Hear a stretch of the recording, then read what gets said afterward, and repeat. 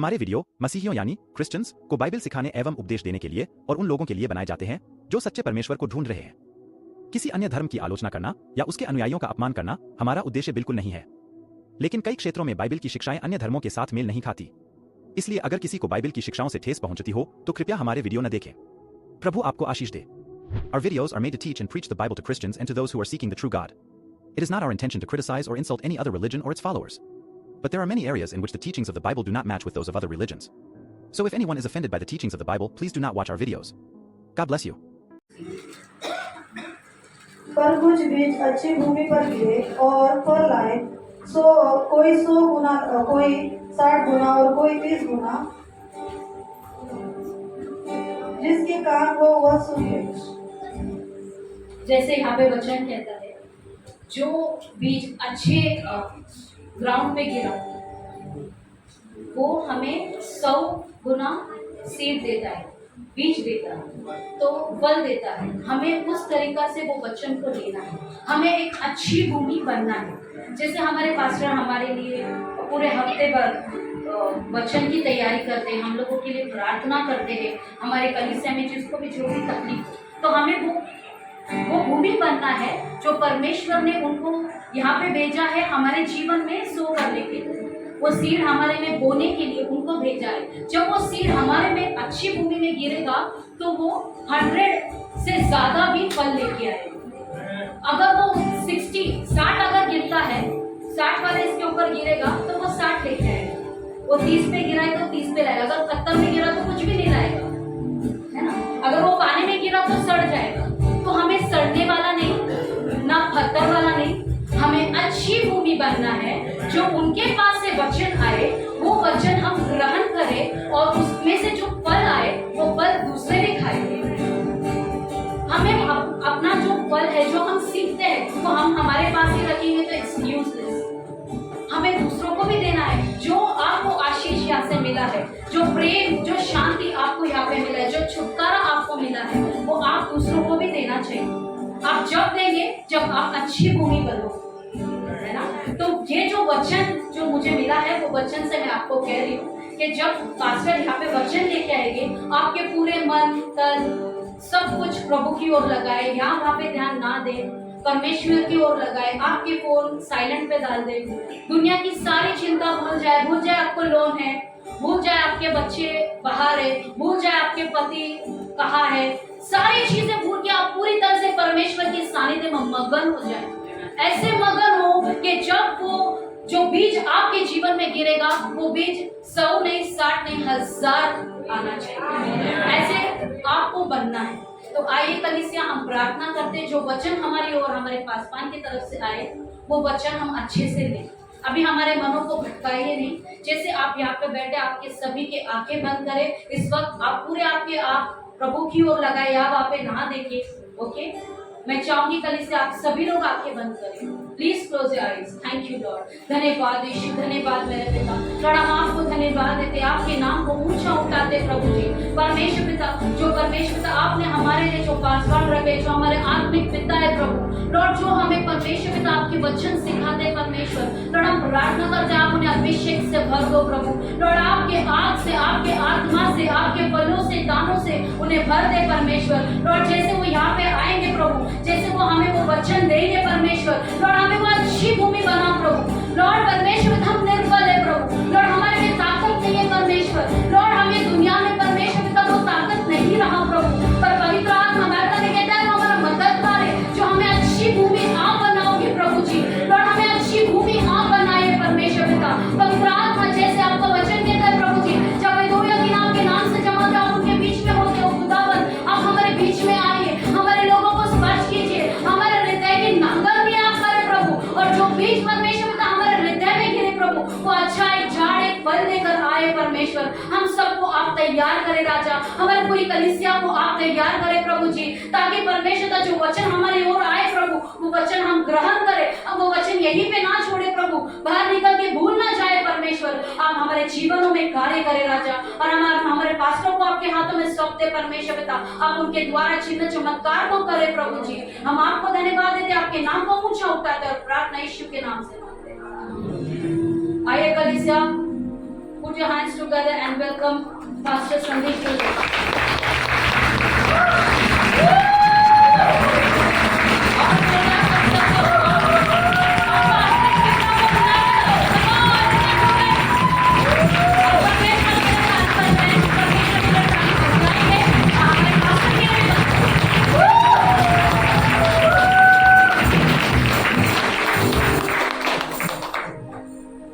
आइए अपने हाथों को स्वर्ग किए उठाएं।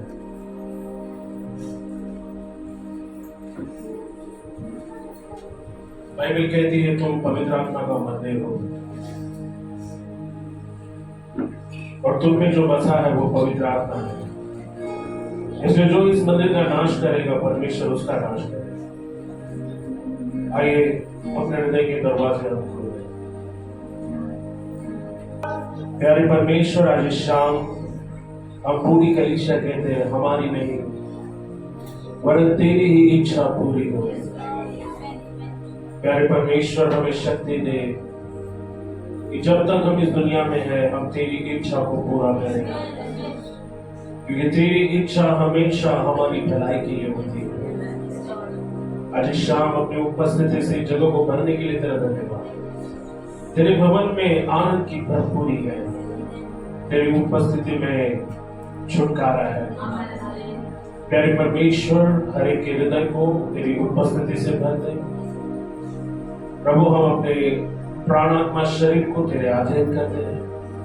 हमारा ध्यान तेरी ओर लगा है। होने दे मैं घटू और आप। ये लोग मुझे नहीं आपको सुनने के लिए आए। वो मेरा है प्रभु, लेकिन वचन और वाणी आपकी। प्रभु, जैसा आत्मा कहता है कि जिसके कान हो वो सुन ले, पवित्र आत्मा कलीसिया से क्या कहता है।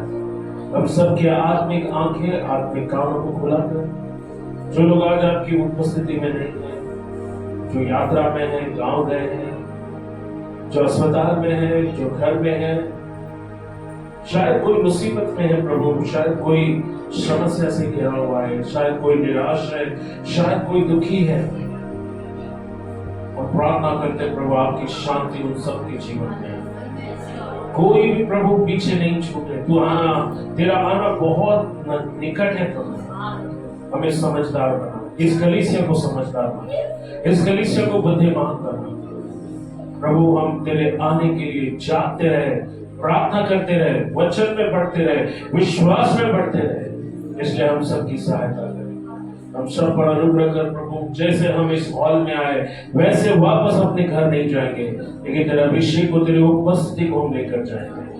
यीशु मसीह के महान नाम से सारी गड़बड़ी को हम मानते हैं। यहाँ पर आए हुए हर एक व्यक्ति पर हम आपका लहू लगाते, सारे इक्विपमेंट पर, इस हॉल के कोने कोने पर हम आपका लहू लगाते। हर एक अशुद्ध आत्मा से कहते हैं अभी इस हॉल के बाहर दफा हो जाए यीशु के नाम से। सारी बीमारी, दुर्बलता, हर एक अंधकार की दुष्शक्ति, निराशा, हर एक अविश्वास, संदेह यीशु के नाम से दूर हो जाए। अभी के अभी इन लोगों को आप छू लीजिए, स्पर्श करें प्रभु। इनका जीवन, हम सबका जीवन पहले जैसा ना रहे। यीशु मसीह के प्यारे नाम से हम कहते हैं और सब लोग कहेंगे आमेन, आमेन, आमेन। आप सभी ओके, जैसे हम वचन की ओर जा रहे हैं, वर्शिप टीम ने माहौल तैयार किया, वातावरण को तैयार किया। किसान बीज को बोता है, पर आज हमने यहाँ ज्यादा प्रार्थना और आराधना स्तुति की। इसका कारण क्या है? क्योंकि आराधना स्तुति प्रार्थना है हमारे मन को तैयार करती है। जैसे जमीन पर बीज डालने के पहले किसान क्या करता है? उस पर हल चलाता है ताकि जमीन को क्या करे। हाँ, तो प्रार्थना और आराधना से क्या होता है? हमारे मन की भूमि को परमेश्वर तैयार करता है। आमेन। सो आराधना दल अपनी जगहों पर आ जाए। और आज का जैसा हमारा संदेश है, क्या आप लोग स्क्रीन पर देख सकते हैं? क्या है, क्या लिखा है? गरीबी से लिखा है क्या? मेरी आंखें पीछे नहीं है, मेरी आंखें आपको देख रही है। ओके, कितने लोग गरीबी से समृद्धि की ओर जाना चाहते हैं? क्या मैं आपके हाथों को देख सकता हूँ? कितने लोगों के पास बाइबल है? हालेलुया। सभी लोग अपने पवित्र शास्त्रों को मुझे दिखाए। आप लोग चर्च आते हो, किसी क्लब में नहीं आते हो। अगर आपके पास बाइबल नहीं है तो आप बाइबल के लिए नाम दे सकते हैं, हम आपको बाइबल देंगे। लेकिन जब भी आप कलीसिया में आते हो तो आपको ध्यान रखना है कि आप बाइबल लेकर आए। तो सभी लोग अपने बाजू वाले से कहें, गरीबी से समृद्धि की ओर। आज हम देखेंगे कि क्या कारण है लोग गरीबी में जो है गरीबी में जीने के लिए मजबूर होते हैं। क्या कारण है गरीबी का, गरीबी क्यों आती है और क्यों हमारी पीढ़ियां गरीबी में चली जाती है। गरीबी परिणाम है, किस बात का परिणाम है, आज हम वचन से सीखने वाले हैं। तो आइए मेरे साथ निकाले व्यवस्था विवरण उसका 30 अध्याय वचन 19 से 20। आधे घंटे का मेरा संदेश है, आधे घंटे में मुझे संदेश खत्म करना मेरे लिए चुनौती है, क्योंकि जब माइक मेरे हाथ में आता है तो कभी कभी हम समय को ध्यान में नहीं रखते। बट व्यवस्था विवरण 30 अध्याय 19 से 20, जल्दी जिसके पास बाइबल है वो पढ़ सकता है। स्क्रीन पर आपके लिए वचन आ रहा है, ओके, तो आप देख सकते हैं, अपनी बाइबल में भी आप देखो और आप स्क्रीन पे भी देख सकते हैं। ये व्यवस्था विवरण 30 अध्याय 19 से 20 वचन। Come on quickly. मैं आज आकाश और पृथ्वी दोनों को तुम्हारे सामने इस बात की साक्षी बनाता हूँ कि मैंने जीवन और मरण, आशीष और शाप को तुम्हारे आगे रखा है। इसीलिए तू जीवन ही को अपना ले कि तू और तेरा वंश दोनों जीवित रहे। इसीलिए अपने परमेश्वर यहोवा से प्रेम करो और उसकी बात मानो और उससे लिपटे रहो, क्योंकि तेरा जीवन और दीर्घ जीवन यही है। और ऐसा करने से जिस देश को यहोवा ने अब्राहम, इसहाक और याकूब तेरे पूर्वजों को देने की शपथ खाई थी, उस देश में तू बसा रहेगा। आमेन, हालेलुया, प्रभु की स्तुति हो।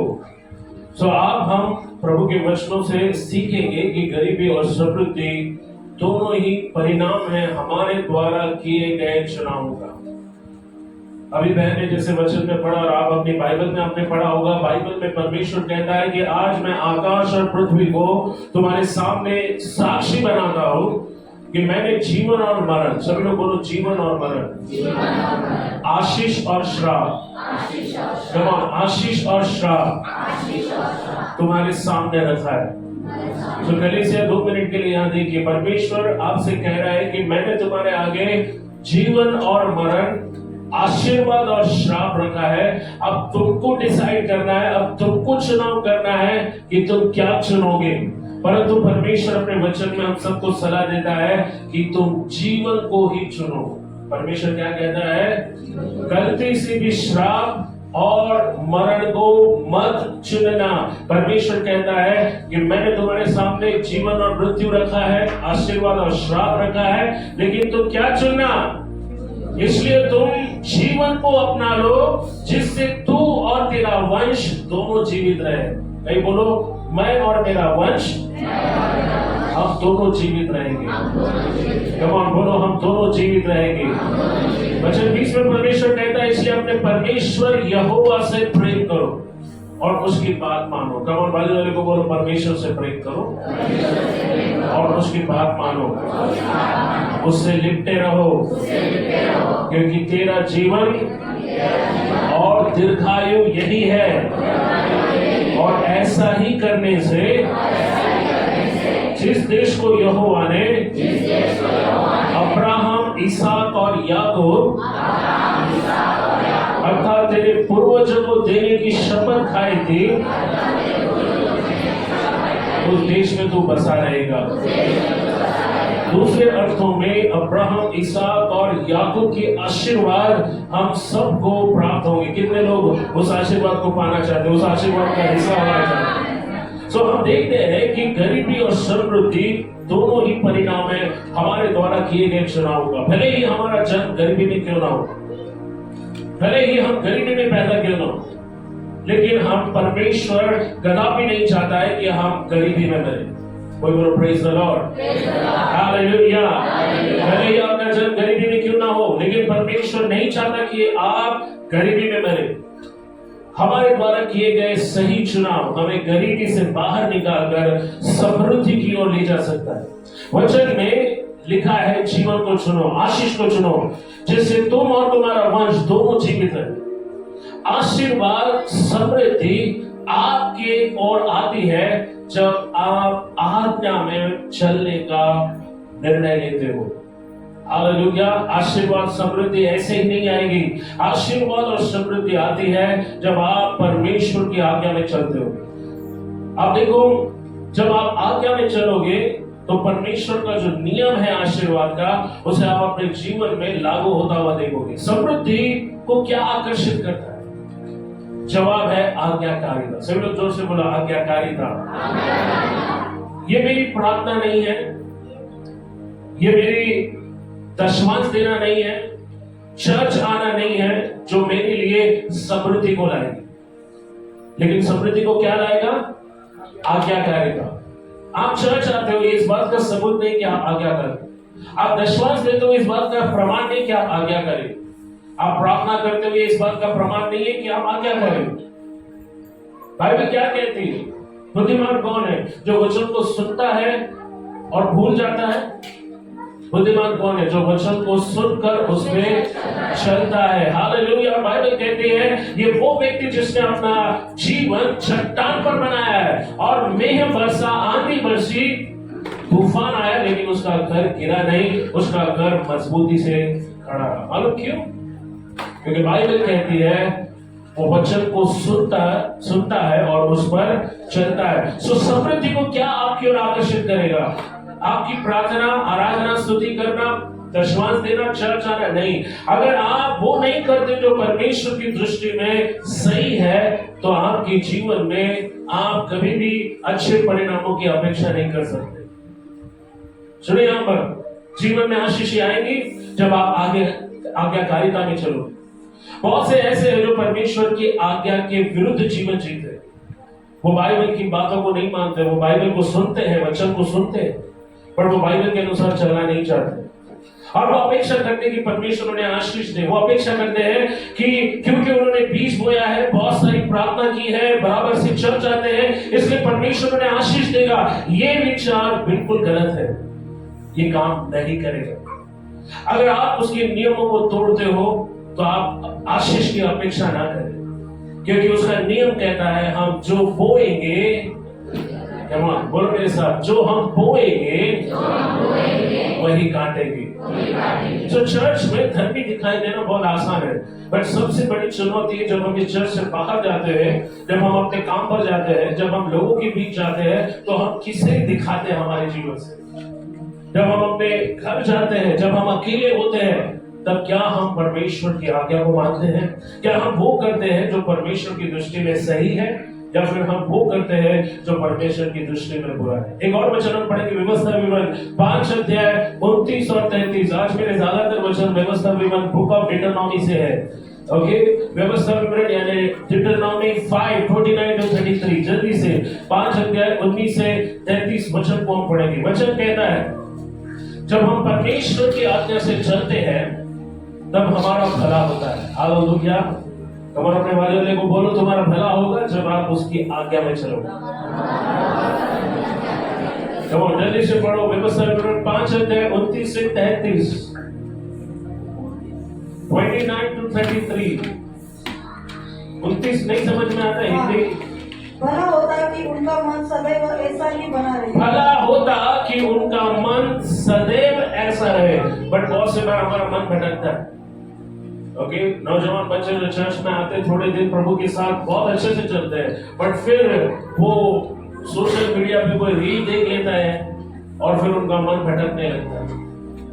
ओके, फेसबुक पे वो कुछ देखते हैं, कुछ मैसेज आता है उनको, फिर सडनली शैतान उनके मन को संसार की ओर भटकाना शुरू करता है। ध्यान दीजिए, यहाँ पर परमेश्वर कहता है भला होता कि उनका मन सदैव मुझ पर लगा रहता। हाँ, कि वे मेरा भय मानते हुए मेरे आज्ञाओं पर चलते, जिसका उनकी और उनके वंश की सदैव भलाई होती रहे। जिससे उनका और उनके वंश का सदैव भला होता रहे। आपका भला कब होगा मालूम है? जब आप सदैव उसकी आज्ञाओं में चलेंगे। अगर आप उसकी आज्ञाओं से भटक जाएंगे, संसार में अपने दोस्तों जो आपके दोस्त करते हैं वो करेंगे, जो आपके पड़ोसी करते हैं, जो आप पहले से करते आए, लेकिन परमेश्वर की दृष्टि में जो गलत है, अगर आप उसे करोगे तो आपका भला नहीं होगा। बाइबल कहती है आपका भला कब होगा? जब आप उसकी आज्ञा मानेंगे, चाहिए। ये शागिर्द, इसीलिए तू जाकर उससे कह दे कि अपने अपने डेरों को लौट जाओ, परंतु यही मेरे पास खड़ा रहे और मैं वे सारी आज्ञाएं और विधियां और नियम जिन्हें तुझे उनका सिखाना होगा तुझसे कहूंगा। आमेन। सो यहाँ हम देखते परमेश्वर मूसा से कहता है आप लोगों को विदा कर कि वो घर जाए, लेकिन तू मेरे पास खड़ा है। अब मैं तुझे शिक्षा दूंगा क्योंकि तुझे दूसरों को सिखाना है मेरी आज्ञाओं को, मेरी विधियों को, मेरे नियमों को। यस, बढ़िए, जिससे वे उन्हें उस देश में जिसका अधिकारी मैं उन्हें देने पर हूँ माने। हाँ, सुने यहाँ पर इजराइली जो परमेश्वर के चुने हुए लोग थे वो तकरीबन 450 साल तक गुलामी में रहे थे। उनका कोई अपना देश नहीं था, उनकी कोई भूमि नहीं थी, उनके पास कोई प्रतिज्ञा नहीं थी, उनके पास सिर्फ कमी थी।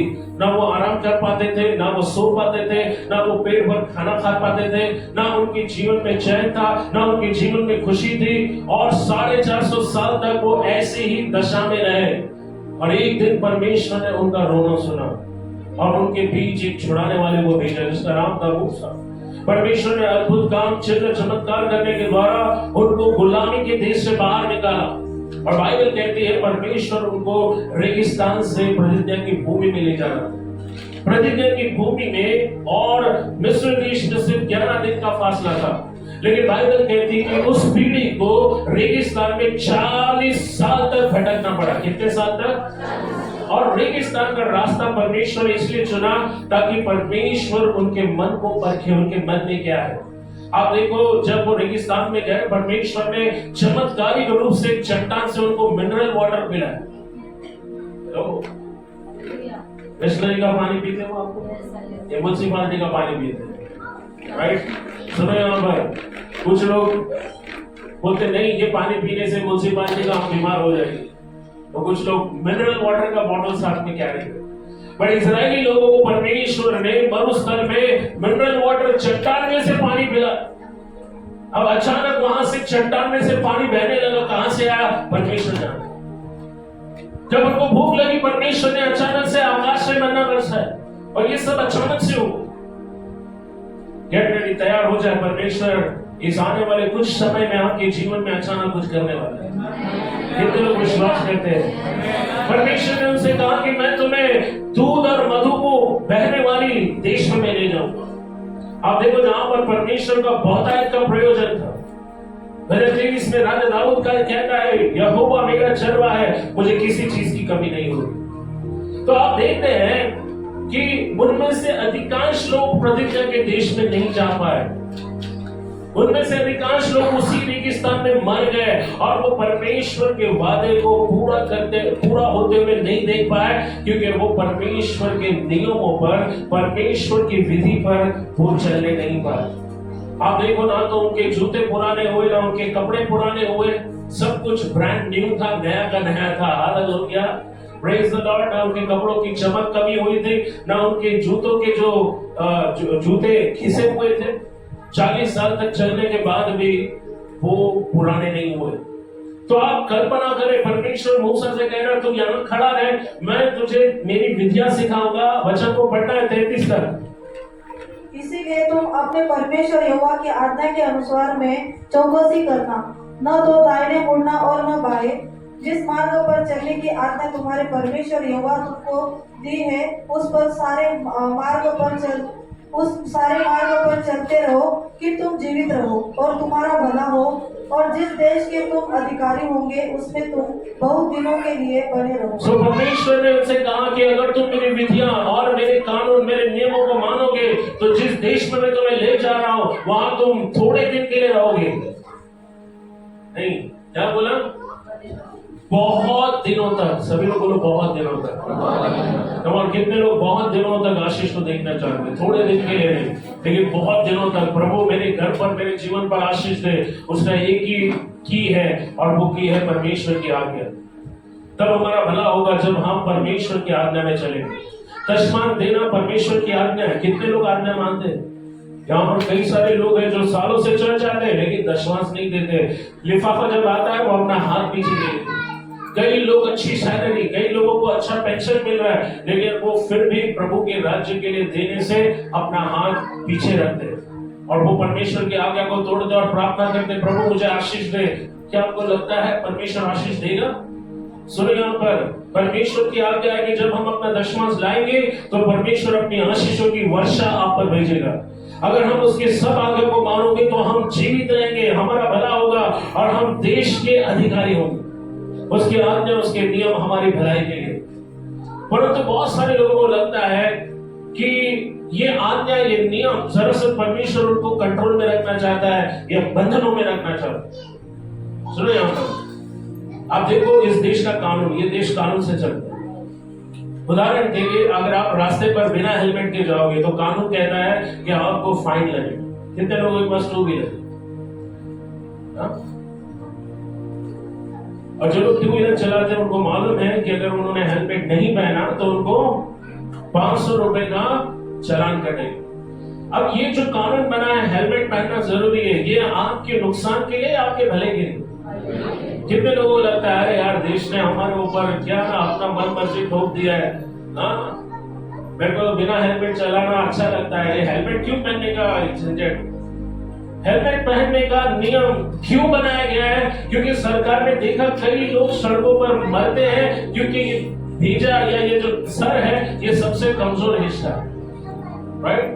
हमारे देश में कहावत है, अगर सर सलामत है तो पगड़ी हजार। तो सर को सलामत रखने के लिए देश ने कानून बनाया कि सबको हेलमेट पहनना पड़ेगा। शुक्र करो हमारे मुंबई में जो पिलियन राइडर या पीछे बैठते हैं उनको सख्ती नहीं है, बट मेरे हिसाब से सबको हेलमेट पहनना चाहिए, क्योंकि हेलमेट पहनना आपके जीवन को दुर्घटना से बचा सकता है। सुनिए, यहाँ पर वैसे ही परमेश्वर के नियम में बहुत सारे नियम, उदाहरण के लिए परमेश्वर ने कहा व्यभिचार मत करो।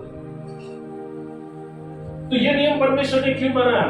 आपकी वैवाहिक जीवन की सुरक्षा के लिए, ताकि आप एक अच्छे समाज का निर्माण करो, अपने बच्चों को अच्छे मूल्यों के साथ बड़ा करो। लेकिन कई लोगों को लगता है नहीं, परमेश्वर का जो नियम है वो हमें बंधन में डालता है। बहुत से लोगों को लगता है कि उसके नियमों को देकर परमेश्वर उनकी आजादी को छीन लेता है, मगर किसी सीमा या मर्यादा के बगैर आपकी स्वतंत्रता आपको बंधनों में ले जा सकती है। हर चीज की सीमा, हर चीज की मर्यादा होती है, और जब आप मर्यादा या सीमा लांघते हो तो वो आपके लिए मुसीबत ला सकता है। सो परमेश्वर ने आजादी तो दी है, लेकिन उसके साथ साथ कुछ नियम और आज्ञाएं हमें दी, बगैर किसी सीमा या मर्यादा की स्वतंत्रता आपको बंधनों में डाल देगी। आप समाज को, देश को, परिवार को नुकसान पहुंचा सकते। हालेलुया। जब परमेश्वर कहता है व्यभिचार न करना, तो ये विवाह के पवित्र रिश्ते को बचाने के लिए, जिससे आप समाज में अपने बच्चों को अच्छे मूल्यों के साथ बड़ा कर सकते। दुनिया में आज जितनी की समस्याएं, मुसीबतें, तकलीफें, वो परिणाम है परमेश्वर के नियमों को अनदेखा करने का, उसके विरोध में जाने का, जिसके कारण जगत में श्राप, बीमारी और गरीबी है। संसार में आज बहुत से लोग गरीबी में जी रहे हैं। उसके कुछ मुख्य कारण है। उसका मुख्य कारण है श्राप, जो परमेश्वर के आज्ञाओं को तोड़ने के कारण आया है। हमारे भला करने के कारण गरीबी का श्राप हमारे जीवन पर आ पड़ता है। हम लोग पढ़ेंगे व्यवस्था विवरण 28 अध्याय, और जल्दी से कोई निकाल व्यवस्था 28 अध्याय, जिसमें लगभग 68 डिटरनॉमी 28 व्यवस्था विवरण 28 अध्याय। इस पूरे अध्याय में मालूम है आपको कितने वचन है? 68। कितने वचन है? और भजन संहिता 28 में आशीर्वाद और श्राप दोनों का जिक्र है। और इसीलिए मैं कलीसिया से उत्साहित करूंगा कि हर रोज ये जो वचन है, ये व्यवस्था 28, इसको रोज पढ़ो। क्यों? क्योंकि इसे पढ़ने के बाद आपको मालूम पड़ेगा कि आप उसके आशीषों का आनंद उठा रहे हैं या आपके जीवन में श्राप काम कर रहे हैं। सुनो, यहाँ पर इधर ध्यान दीजिए। कई सारे विश्वासी पुराना जीवन छोड़कर वो अब प्रभु में आए, लेकिन जब वो चर्च में आते हैं, लेकिन अपनी पुरानी गरीबी की मानसिकता को छोड़कर नहीं आते। वो आज भी अपनी गरीबी की मानसिकता को लेकर चर्च में आते हैं। याद रखिए, अगर आप प्रतिज्ञा की भूमि में जाना चाहते हो तो आपको अपनी पुरानी मानसिकता पीछे छोड़नी होगी। व्यवस्था विवरण 28 में श्राप और आशीर्वाद का जिक्र है। क्यों श्राप आता है और क्यों आशीर्वाद आता है। जैसे मैंने आपको पहले बताया, आशीर्वाद मिलेगा जब आप परमेश्वर की आज्ञाओं में चलोगे। अगर आप आज्ञा नहीं मानते, बहुत प्रार्थना करते हो, आशीर्वाद मिलेगा। उपवास रखते हो 40 दिन का, 1 महीने का, 10 दिन का, 1 दिन का, 2 घंटे का, आशीर्वाद मिलेगा नहीं। क्यों? सुनो, अगर आप आग में हाथ डालोगे तो आपको शांति नहीं मिलेगी। क्या होगा? क्या होगा? कई लोग परमेश्वर से खिलवाड़ करते हैं, और याद रखो बाइबल कहते हैं परमेश्वर भस्म करने वाली क्या है? क्या है? क्या है? बोलो अपने बाजू से, कहो परमेश्वर के साथ खिलवाड़ मत करो। 2 तरह का जीवन जी के आशीर्वाद के लिए प्रार्थना करोगे, आशीर्वाद आएगा क्या? नहीं आएगा। हालेलुया। सो यहाँ पर श्राप और आशीष दोनों लिखा है। ओके, आज हम देखेंगे कि गरीबी का श्राप क्यों आता है। इस अध्याय में आशीष और श्राप के बारे में लिखा है। आपको इन वचनों को पढ़ना है बार बार और विचार करना है, क्या मैं आशीष का आनंद ले रहा हूँ या मैं श्राप के अधीन जीवन जी रहा हूँ। अब सबसे जरूरी वचन, आप लोग पेन लेकर तैयार रहे, अपनी बाइबल में अंडरलाइन करें। वचन 15 से 19 को हम लोग पढ़े। हम देखते हैं यहाँ जीवन के हर क्षेत्र में श्राप आता है, कर्स आता है। श्राप क्यों आता है? पढ़ो 15 से 19 वचन। परंतु यदि तू अपने परमेश्वर यहोवा की बात सुने और उसकी सारी आज्ञाओं और विधियों के पालने में जो मैं आज सुनाता हूँ चौकसी न करेगा, तो ये सब शाप मुझ पर आ पड़ेंगे। सो परमेश्वर कहता है, यदि तू अपने परमेश्वर यहोवा की बात न माने, अगर तू परमेश्वर की आज्ञाओं को नहीं माने और उसकी विधियों का पालन जो मैं आज तुझे सुनाता हूँ नहीं करे, तो ये सारे श्राप तुझ पर आ पड़ेंगे। कैसे श्राप आएंगे? श्राप बिना कारण नहीं आता है। श्राप क्यों आता है? जब आप परमेश्वर की आज्ञा के विरुद्ध में जाते हो। सुनो यहाँ पर वचन 19 तक पढ़ना है।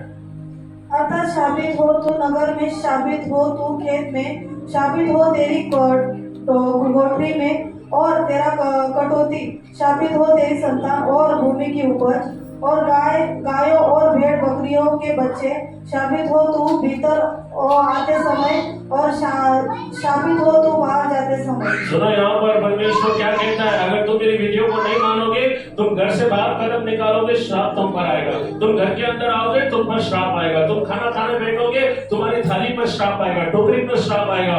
तुम जहाँ पैसा जमा कर दो वहाँ श्राप आएगा। सुनो यहाँ पर, मैं आपको डराने के लिए नहीं बोल रहा, बट ये परमेश्वर का विधि है, नियम है। अगर आप इसके विरुद्ध में जाओगे, उसका परिणाम आप भुगतोगे। पास्टर वचन सिखाता है, बट कई लोग चर्च के बाहर जाने के बाद सब भूल जाते हैं, लेकिन कुछ बुद्धिमान है जो वचन को सुनकर उस पर मनन करते हैं, जो वचन को अपने जीवन में लागू करते हैं। यहाँ पर आप देखते हैं कि जीवन के हर क्षेत्र में श्राप आता है जब हम परमेश्वर की बात मानने से इनकार करते हैं। फिर आगे वचन 29 को देखेंगे। कम ऑन, फिर से अंडरलाइन करो वचन 29 29। और जैसे अंधा अंधियारे में टटोलता है, जैसे अंधा अंधियारे में टटोलता है। आपने कभी देखा अंधे लोगों को रास्ता ढूंढते हुए, स्टेशन पे चलते हुए, वो मदद मांगते हैं रास्ता पार कराने के लिए। ओके, आप देखो जो टोटल ब्लाइंड है, जो लोग अंधे हैं, वो लोग रास्ता ढूंढने में बड़ी परेशानी उनको आती है। और परमेश्वर कहता है कि अगर तुम मेरी आज्ञा को नहीं मानोगे, अगर तुम मेरे नियमों में नहीं चलोगे, तो जैसा अंधा अंधियारे में टटोलता है, तो तुम दिन दोपहरी में टटोलता फिरेगा। तेरे सब काम सफल होंगे, तेरे सब काम क्या होंगे? जिसमें भी तो हाथ डालेगा, ये काम किया, इसमें सक्सेस नहीं हुआ, वो उसमें हाथ डाला, सक्सेस नहीं हुआ, हाथ जला दिया, पैसा बर्बाद हो गया। परमेश्वर कहता है ये सारे श्राप क्यों काम कर रहे तुम्हारे लाइफ में? तुम जहां पे भी हाथ डालते हो, जो भी करने की कोशिश करते हो, उसमें सक्सेस नहीं होता। प्रार्थना करते हो, सक्सेस नहीं होता है। फिर सोचते हो यहाँ पर कुछ दम नहीं है, चलो हम वापस संसार में जाएंगे, ज्योतिषी को हाथ दिखाएंगे, जरा बाबा बताओ, सब में हाथ डालता कुछ काम नहीं करता, क्यों? सुनो यहाँ पर, क्यों नहीं काम कर रहे? क्योंकि तुम जीवते परमेश्वर के नियमों के साथ खेल रहे हो। अब सुनो यहाँ पर, यहाँ अंधा टटोलने का मतलब क्या मालूम है आपको? जरा सुन लो, दिमाग में जोर डालो। टटोलते रहने का मतलब है रास्ता न मिलना। टटोलते रहने का मतलब क्या है? और आप एक ही स्थान में घूमते रहते हैं, जैसे कोई भूल भुलैया में आप फंस जाते हो। कई लोगों के लाइफ में प्रॉब्लम भूल भुलैया जैसे, उनको बाहर आने का रास्ता ही नहीं मिलता है। कहां जाऊं मैं, किधर जाऊं, क्या करूं, लेकिन वही प्रॉब्लम घूम फिर के वही प्रॉब्लम। सुबह उठते हैं, मंडे, सोमवार, मंगलवार, बुधवार, वही समस्या सामने। बाहर निकलूं तो कैसे निकलूं, मुझे नहीं मालूम है प्रभु किससे बात कर रहा है। बट अगर आपसे वचन बात कर रहा है, पश्चाताप करो, बोलो परमेश्वर मेरे लिए रास्ता निकालो। मैं अंधों की तरह रास्ता ढूंढ रहा हूं, लेकिन रास्ता नहीं मिल रहा है। क्यों? क्योंकि मैं वचन के विरुद्ध जा रही हूं। अविश्वासी ने ये बोला, लिंबू घुमा, मैं घुमा रही हूं। अविश्वासी की सुनकर मैं उस बाबा के पास गया, पास्टर को मालूम नहीं, लेकिन प्रभु को तो मालूम है। अरे पास्टर इंसान है, उसको सब सारी बातें पता नहीं होगी, लेकिन उसकी सीसीटीवी कैमरा से कैसे बचोगे आप? ऑफिस में क्या करते हो, घर में क्या करते हो, पास्टर देखने नहीं आता है, लेकिन एक है जिसकी आंखें सबको देख रही है, आपके पास्टर को भी वही देख रहा है। सुनो यहाँ पर परमेश्वर कहता है, दिन दोपहर में तू भी क्या करेगा, टटोलते रहेगा, तेरा काम का सफल नहीं होगा, आपको समृद्धि का रास्ता नहीं मिलेगा, और जो कि श्राप के कारण होगा। जो गरीबी आपको मिलेगी वो श्राप के कारण मिलेगी, और यही कारण है कि आप गरीबी में रहोगे। योना नबी मछली के मुंह से बाहर आया, दानियल सिंह के मांग से बाहर आया, यूसुफ बंदी खाने से बाहर आया। एक दिन आप भी अपनी तकलीफ से बाहर आओगे, अगर आप यीशु की आज्ञाओं में चलोगे। हालेलुया। बाजू वाले को बोले, एक दिन मैं भी मेरी मुसीबत से बाहर आऊंगा, मेरी तकलीफ से बाहर आऊंगा, मेरे दुख से बाहर आऊंगा। क्योंकि रास्ता कौन निकालेगा मालूम है? कब निकालेगा मालूम है? नीति वचन 3 कहता है, तू अपनी समझ का सहारा, लेकिन अपने संपूर्ण मन से यहोवा पर क्या करना, तब वो तेरे लिए क्या निकालेगा। जवान बाजू वाले को बोलो, मेरे लिए परमेश्वर रास्ता निकालेगा। लाल समुद्र भी होगा तो परमेश्वर लाल समुद्र से भी क्या करेगा। हालेलुया। परमेश्वर लाल समुद्र से भी क्या करेगा तुम्हारे लिए। जिधर रास्ता दिखाई नहीं देगा वहां से भी रास्ता निकालेगा। हालेलुया। जहां पर उम्मीद नहीं है वहां पर परमेश्वर दरवाजा खोलेगा। खड़ूस से खड़ूस आदमी भी आप पर दयावान हो जाएगा। हालेलुया। सब लोग हैरान हो जाएंगे, इसके पास 15 दिन तक कोई काम नहीं कर रहे, तू 1 साल से कैसे काम कर रहा है। अगर आपको टटोलना है तो परमेश्वर के नियमों के विरुद्ध जाओ।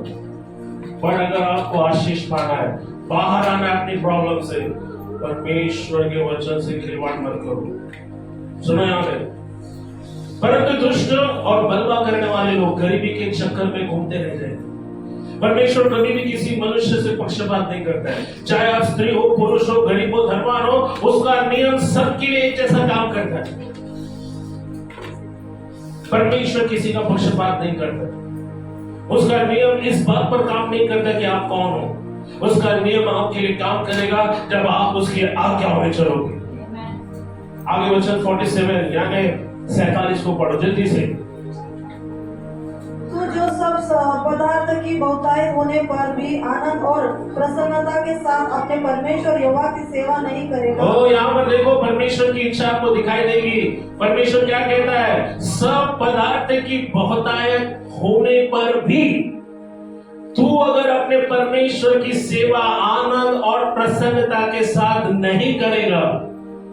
वचन 48 बहुत डेंजरस है। आगे, इस कारण तुझको भूखा प्यासा, इस कारण तुझे भूखा प्यासा नंगा और सब पदार्थों से रहित, और सब पदार्थों से रहित होकर अपने उन शत्रुओं की सेवा करना, अपने शत्रुओं की सेवा करना पड़ेगा, जिन्हें यहोवा तेरे विरुद्ध भेजेगा, जिनको यहोवा तेरे विरुद्ध भेजेगा। सुनो यहाँ पर, जब परमेश्वर आपके पीछे शत्रुओं को लगाएगा ना, तो फिर आपके लिए कोई विकल्प नहीं बचेगा कभी भी। परमेश्वर देखो, इसलिए न्याय नियम कहता है परमेश्वर के हाथों में पड़ना भयंकर बात है।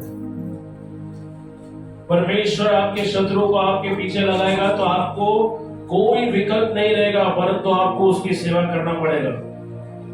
परमेश्वर की इच्छा आपको दिखाई देती है। उसकी इच्छा क्या है कि आप उसकी सेवा करो। कैसे करो? जितने वॉलंटियर्स है, लीडर्स है, सुनो यहाँ पर, परमेश्वर देखता है तुम्हारे हृदय को। ओके, सिर्फ लीडरशिप में रहना है करके सेवा मत करो। माइक चाहिए हाथ में, सामने खड़ा होना है इसलिए सेवा मत करो। लोगों से बड़ा नाम पाने के लिए सेवा मत करो, लेकिन आनंद और पूरी प्रसन्नता के साथ सच्चे मन से परमेश्वर की सेवा करो। और अगर तुम नहीं करोगे तो ये श्राप तुम पर आएंगे। क्या आएंगे? तुम्हें भूखा, नंगा और प्यासा रहना पड़ेगा और अपने दुश्मनों की गुलामी करनी पड़ेगी। इसका अर्थ है जब वो आपको बहुतायत से देता है, देखो बाइबल कहती है बहुतायत सब पदार्थ की बहुतायत। सभी लोग बोलो सब पदार्थ की बहुतायत। ये जो शब्द है बहुतायत, इसको इंग्लिश में अबंडेंस कहते हैं। क्या बोलते हैं? ये बहुत ही प्यारा शब्द है। जानते क्यों? क्योंकि जब परमेश्वर आपको देता है ना, तो वो उतना नहीं देगा जितने आपकी जरूरत है, वो आपको बहुतायत से देगा। यीशु ने कहा मैं आया हूँ जीवन देने, और थोड़ा जीवन देने को आया। नहीं, थोड़ा जीवन देने आया। कितना जीवन देने आया? मैं तुमको आया हूँ देने शांति, थोड़ा शांति देने आया, थोड़ा आनंद देने आया। क्या कितना देने के लिए आया? कितना देने के लिए आया? वो लोग बहुतायत से, बहुतायत का जीवन। सुनो यहाँ पर, इसका अर्थ है जब आपको बहुतायत से परमेश्वर देता है, आपकी सारी जरूरतें पूरी होगी, और जो बचता है वो किसके लिए मालूम है? दूसरों के लिए।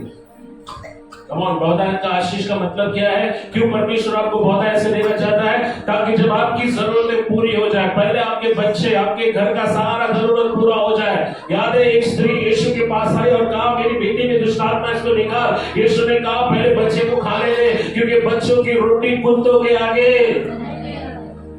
तो जब परमेश्वर बहुतायत से देता है, पहले आपके घर परिवार की जरूरत पूरी होगी, बाद में जो बचता है वो किसके लिए मालूम है? वो दूसरों के लिए।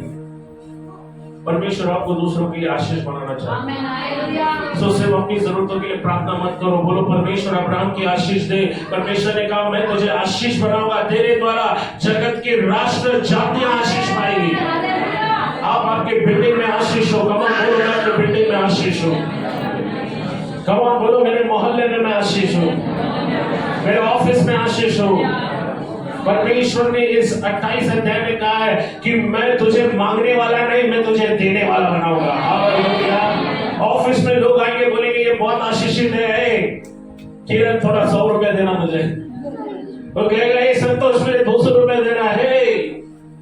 जीजा मेरे को 500 रुपए चाहिए। अरे ले लो, मेरा परमेश्वर बहुत ऐसे देता है। देखो मसीह लोगों की एक खासियत है, मसीह लोग उधारी देते हैं तो उधारी मांगते नहीं, राइट? और इसीलिए हम दुनिया से हटकर हैं। लोग बोलते हैं अरे संसार के लोग 10 रुपए भी देंगे तो 10 बार फोन करेंगे, कभी दे रहा है, कभी दे रहा है। पर परमेश्वर का वचन कहता है जब तुम किसी को देते हो वापस उनसे मत मांगो, क्योंकि परमेश्वर ने आपको आशीष होने के लिए बुलाया है। कम ऑन बोलो मैं आशीष बनूंगा। जो परमेश्वर कहता है बहुतायत की आशीष पाने के बाद भी अगर तुम परमेश्वर की सेवा नहीं करोगे तो क्या होगा? भूखा, नंगा, प्यासा, गुलामी करनी पड़ेगी। किसकी? देखिए यहाँ पर वो सब पदार्थ बहुतायत से प्राप्त करना चाहते, जो लोग करना चाहते हैं उन्हें परमेश्वर की आनंद, परमेश्वर की सेवा आनंद और प्रसन्नता के साथ करना।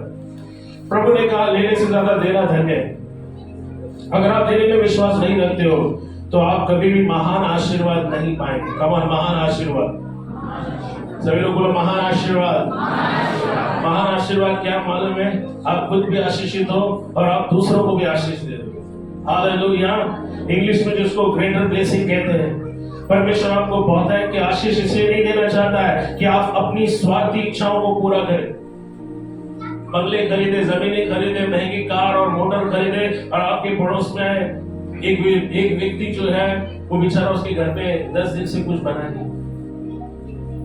आप अच्छे से अच्छी चीजें खा पी रहे हो लेकिन आप दूसरों की मदद नहीं कर पा रहे हो। याद रखो सब कुछ एक दिन इसी संसार में आपको छोड़कर जाना है। 2 तरह का धन है, एक अनंत काल तक ठहरने वाला और एक थोड़ी देर का। यीशु ने कहा अपने लिए अधर्म के धन से क्या करो? मित्र बना लो। सुनो यहाँ पर परमेश्वर आपको बहुतायत की आशीष इसलिए देना नहीं चाहता है कि आप अपनी स्वार्थी इच्छाओं को पूरा करें। वो बहुतायत से इसलिए देता है ताकि आप दूसरों को दें, ताकि आप दूसरों के साथ अपनी आशीष को बांटें। वचन 48 को पढ़े, कम ऑन जल्दी से। इस कारण तुझे भूखा, प्यासा, नंगा और सब वस्तुओं से रहित होकर शत्रु की सेवा करनी पड़े। यदि परमेश्वर ही आपके विरुद्ध शत्रुओं को भेजे तो सोचो आपकी हाल क्या होगा, आपका हाल क्या होगा। परंतु बाइबल कहती है अगर हम उसकी आज्ञा को मानेंगे तो हमारे पैरों के नीचे शत्रु। अभी हमारा शत्रु कोई मनुष्य नहीं, हमारा शत्रु कौन है?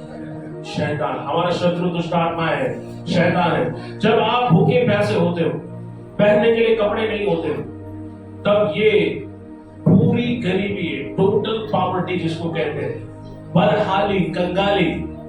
ओके, और मुझे नहीं मालूम, शायद आप में से कई लोग प्रभु को जानने के पहले शायद आपकी स्थिति ऐसे होगी, राइट? मुझे याद है जब मेरे पिताजी की मौत हो गई, उसके बाद बचपन में आपने सबसे बुरे दिन देखे, इतने बुरे दिन देखे थे कि आज हमको मालूम है अगर सामने वाला व्यक्ति भूखा है तो उसको कैसा महसूस होगा। पर याद रखो, गरीबी परमेश्वर की ओर से नहीं है, गरीबी शैतान की ओर से। उस समय हम प्रभु को नहीं जानते थे, अंधकार में थे। और बाइबल कहती है जब किसी के हाल ऐसी होती, खाने के लिए खाना नहीं है, पीने के लिए पानी नहीं है, पहनने के लिए कपड़े नहीं है, इसको हम टोटल पॉवर्टी यानी पूरी तरह से गरीबी कहते हैं, या महान गरीबी जिसको बोलते हैं। जैसे ग्रेटर ब्लेसिंग है वैसे ग्रेटर पॉवर्टी यानी महान गरीबी जिसको बोलते हैं। गरीबी का कारण है श्राप। इस वचन में अगर आप मनन करोगे तो आपको यीशु मसीह दिखाई देगा, क्योंकि जब यीशु क्रूस पर लटका तब वो भूखा था, प्यासा था, नंगा था। और सुनो यहाँ पर, क्रूस पर जब वो भूखा प्यासा नंगा किसके लिए बना? आपके लिए। वो भूखा था क्योंकि क्रूस पर चढ़ाए जाने के 24 घंटे बाद तक उसने कुछ नहीं खाया था। क्रूस पर उसके आखिरी शब्द थे, मैं प्यासा हूं, मुझे पानी दो पीने के लिए। लोगों ने क्या दिया मालूम है? विनेगर। क्या दिया? सिरका दिया।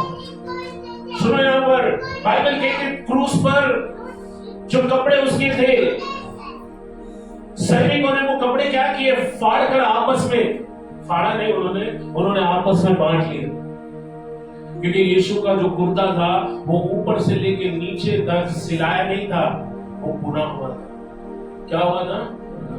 जब सिपाहियों ने देखा कि वो कपड़े इतने महंगे हैं तो उन्होंने बोला इसको फाड़ना नहीं है, अब इसके ऊपर बिस्सी डालेंगे, चिट्ठी डालेंगे, और जिसका नाम आएगा वो कुर्ता लेके घर जाएगा। तो सोचो, यीशु मसीह जब क्रूस पर था वो आपके लिए नंगा हुआ, वो आपके लिए भूखा था, वो आपके लिए प्यासा था। क्या आपको दिखाई दे रहा है कुछ वीडियो में? सुनो यहाँ पर, उसने 24 घंटे से कुछ खाया नहीं था। उसके आखिरी शब्द में प्यासा हूं, और पीने के लिए उसको सिरका दिया गया। रोमी सिपाहियों ने उसके वस्त्र फाड़कर आपस में बांट लिए। क्रूस पर वो सारे वस्तुओं के अभाव में टंगा हुआ था। क्रूस पर वो भूखा प्यासा नंगा था। इस बात में आपको विश्वास से भर देना चाहिए। हालेलुया। इस परिस्थिति को जब आप देखते हैं तो इससे आप विश्वास से भर जाना चाहिए आपको। क्रूस पर अलौकिक अदला बदली हुई। क्या हुई? एक्सचेंज। आपने सुना एक्सचेंज ऑफर? पुराना लो, नया देकर जाओ। हालेलुया। सुन रहे हो क्या आप लोग? हाँ, कोई नया मोबाइल फोन आता है तो बोलते पुराना मोबाइल फोन दो, नया लेकर जाओ। पुराना टीवी लो, नया टीवी लेकर जाओ। पुराना फ्रिज लाओ, नया फ्रिज लेकर जाओ। Exchange offer. लेकिन जब यीशु क्रूस पर था तो उसने आपके श्राप अपने ऊपर उठाए। ये गरीबी का श्राप क्यों आया? क्योंकि आप परमेश्वर के नियमों के विरुद्ध चल रहे हैं। आप सच्चे जीवते परमेश्वर को नहीं जानते थे, लेकिन यीशु मसीह ने जब क्रूस पर अपना प्राण दिया तो उसने आपकी गरीबी के लिए भी प्राण दिया। हालेलुया। जब वो क्रूस पर गया उसने आपकी गरीबी अपने ऊपर उठा ली। सुनो यहाँ पर, गलीतियों 3 अध्याय उसका 13 से 14 पढ़े।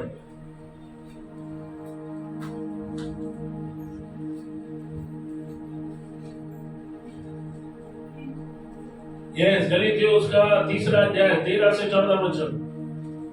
मसीह ने जो हमारे लिए शाबित बना। यीशु मसीह क्या बना हमारे लिए? शाबित। यानी ये जो गरीबी का पाप का जो श्राप हम पर था, वो श्राप परमेश्वर ने किस पर डाला?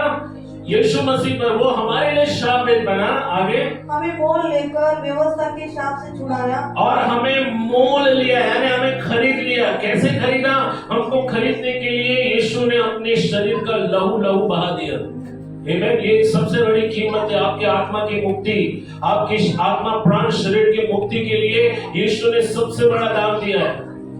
ओके, और बाइबल कहती है वो खुद आपके लिए श्रापित बना, अपने लहू से उसने आपको मोल लिया। आगे, क्योंकि लिखा है जो कोई काट पर लटकाया जाता है वह शापित है। क्योंकि लिखा है जो पेड़ पर या लकड़ी पर लटकाया जाता है वो श्रापित है। तो यीशु मसीह आपके लिए श्रापित बना। आगे, यह इसीलिए हुआ कि अब्राहम की आशीष मसीह यीशु में अन्य जातियों तक पहुँचे। ये इसलिए हुआ कि अब्राहम की आशीष, कमान बोलो अब्राहम की आशीष। नेक्स्ट संडे हम देखने वाले, अब्राहम ने परमेश्वर को कहा यहोवा यिरे, हालेलुया। उसने उस पर्वत पर कहा परमेश्वर यहोवा क्या करेगा, क्या करेगा, वो जरूरत को मुहैया करेगा। जब हम अपने सबसे कठिन दौर में होते हैं, क्या हम बोलते विश्वास से परमेश्वर देगा, परमेश्वर देगा, परमेश्वर देगा, परमेश्वर देगा। ओके, कुछ चीजें मैं नेक्स्ट संडे के लिए रख रहा हूं। तो मेरी पत्नी बोली 8 बज गए, चलो बंद करो। देखो बाइबल कहती है अब्राहम की आशीष यीशु के द्वारा अन्य जाति, हम सब अन्य जाति से आए। हम कहां से आए? हमको जीवित परमेश्वर कौन है मालूम नहीं था। हम तक परमेश्वर की आशीष कैसे आए? यीशु मसीह के द्वारा। कैसे आए?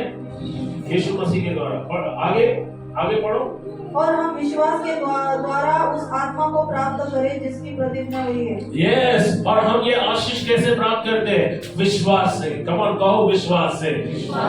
ओके, ये जो आत्मा, ये आत्मा क्या है? लेख पालकपन का आत्मा है। कम ऑन बोलो, लेख पालकपन का आत्मा। हाँ, जैसे मैंने कई हफ्ते पहले, महीने पहले बोला कि आप जो है ओके गलती से पैदा हो सकते, लेकिन जब गोद लेते हैं तो आप गलती नहीं करते। समझ लो, ले पालक मतलब गोद लेना। हम सबको परमेश्वर के परिवार में गोद लिया गया। हालेलुया। जब आप बच्चे गोद लेने जाएंगे, आप किसी को भी उठा कर लाएंगे क्या? नहीं। बट परमेश्वर ने क्या किया मालूम है? इस संसार के सबसे पापी नंबर 1 को उसने गोद लिया। शराबी को गोद लिया, चर्सी को गोद लिया, चोर को गोद लिया, व्यभिचार को गोद लिया और बोला आज से तुम्हारा पहचान बदल गया।